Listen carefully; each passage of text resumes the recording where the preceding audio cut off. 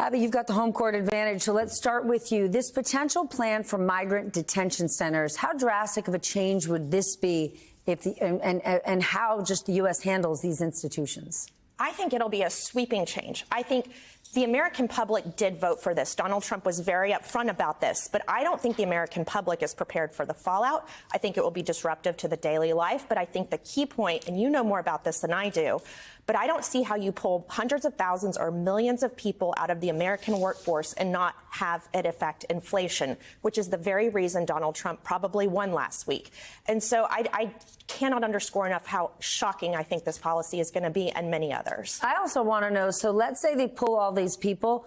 What happens to all their employers, right? If the government is so angry that this has happened, and I get it, these people are here illegally, they should not necessarily be here. What happens to all the people who've been employing them, potentially off the books, potentially not paying taxes? Are they going to face any repercussions? We'll soon find out. Hans, these detention centers, logistically, how would it work logistically? And let's go through financially, politically, because as soon as you say private prisons, you're talking big money. Yeah, the short answer is I don't know how it works, right? But I agree with sort of Abby's broader point is that if you're going to have mass deportations, the mechanics are going to be messy. And that's going to involve taking people from their places of work, taking people from their homes, and then somehow getting them out of the country. So my read of the article, which of course you guys at NBC wrote and broke, is that there are going to be these sort of midway points before people are actually fully expatriated out of the country. So, you know, it might sound shocking, it might sound stunning, it is, but however the Trump administration ends up doing this, if they're able to do it effectively, and when you look at the numbers, whether it's 11 million or 20 million, which is the number Trump says of migrants who are here without a proper authorization, that is going to be a massive undertaking, and it's going to be messy. General, new topic. What is your take on Donald Trump's pick for Defense Secretary, Pete Hegseth? People here know him because of his media, you know, his job in the media, but he is a combat veteran, a Harvard graduate. Well, look, on the face of it, he's eminently qualified to be Secretary of Defense. He's got a tremendous military background. He's been a major force dealing with veterans and their problems. He's been a national security commentator for Fox News, do you say, for over 8 years. And as a former professor of government at West Point, you know, presidents are entitled to the officers of government who they choose. And the Republican Senate is going to 100% approve all these people. So his new National Security Council advisor, his nominee for SecDef, and for that matter, the Secretary of State nominee, Marco Rubio, are all first-rate people with policies that will upend U.S. approaches since World War II. And you mentioned the warrior boards purging the generals. That's the most unsettling thing I've heard ever out of the Trump campaign team.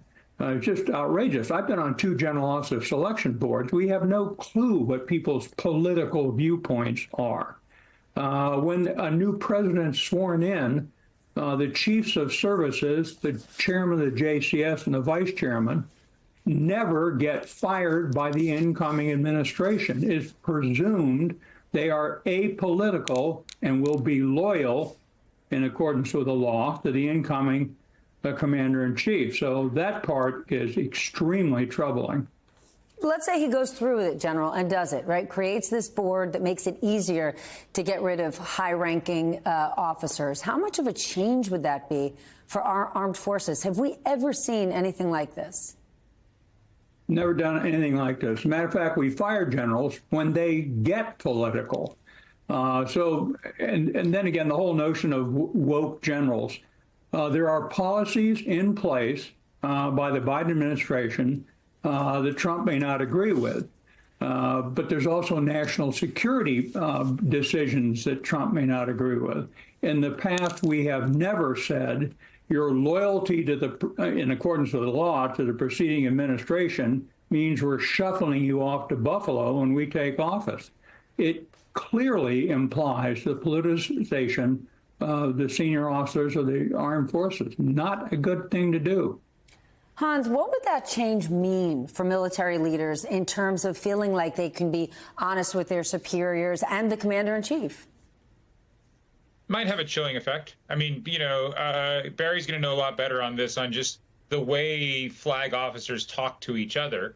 I would just note a couple things in the article, and it was a good story, but they're very clear that this is just sort of a draft proposal within the transition efforts. So we don't know whether or not this is going to take place. We do know that Trump has publicly talked about putting generals on notice and firing generals, especially those who are involved in the Afghanistan withdrawal. So there are two separate things going on here. One, Trump's criticism, which has been a large part of his campaign, he ran on it, of the way certain generals have behaved. He hasn't been that specific on individual generals, but in general, he's talked about it. And then two, this draft document.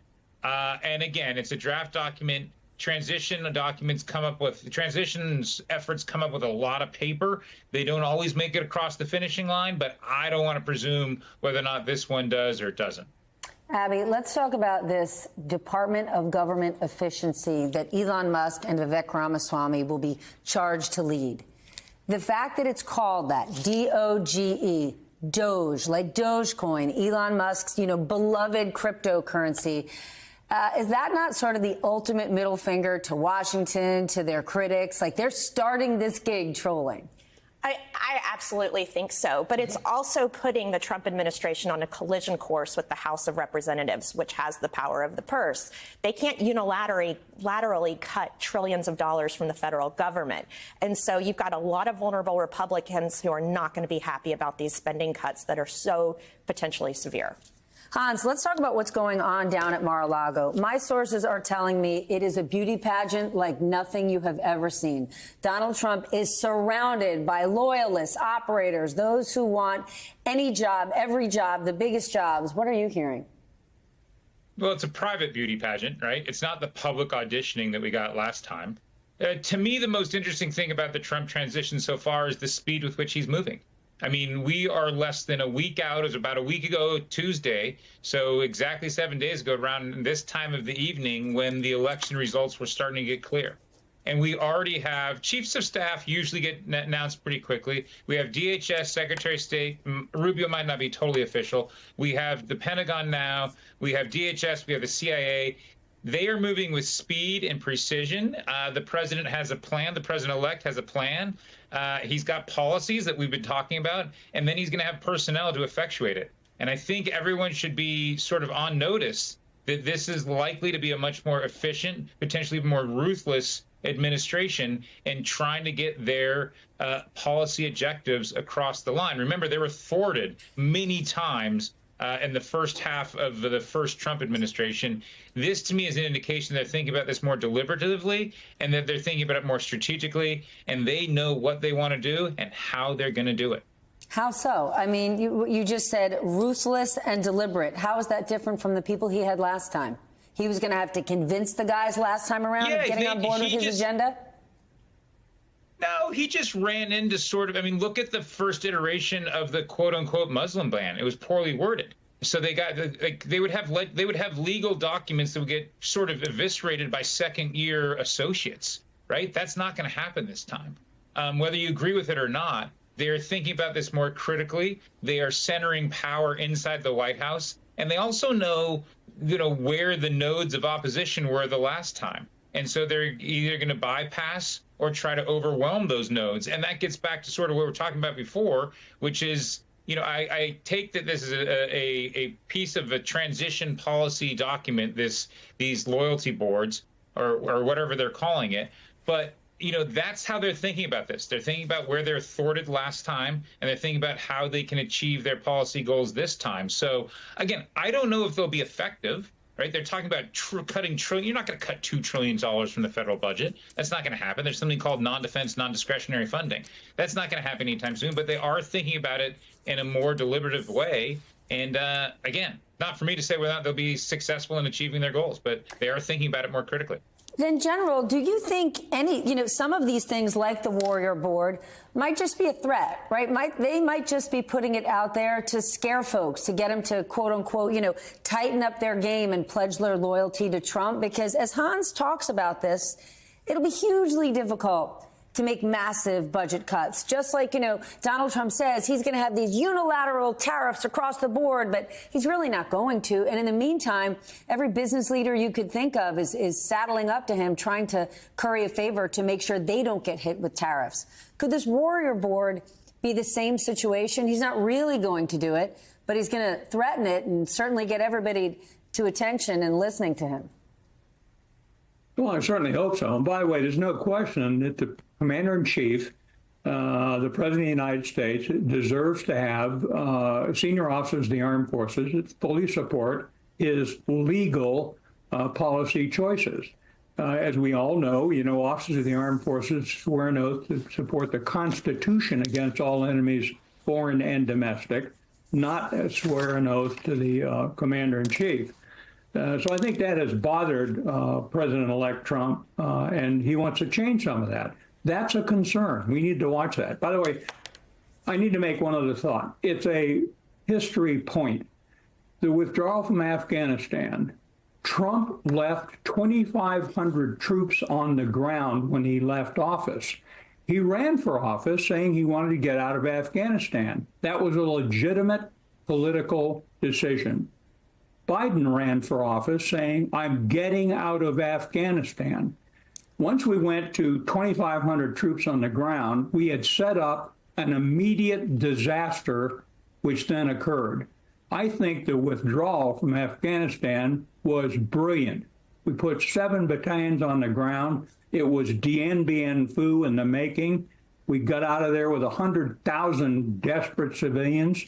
And by and large, did a neo-evacuation of the U.S. Embassy.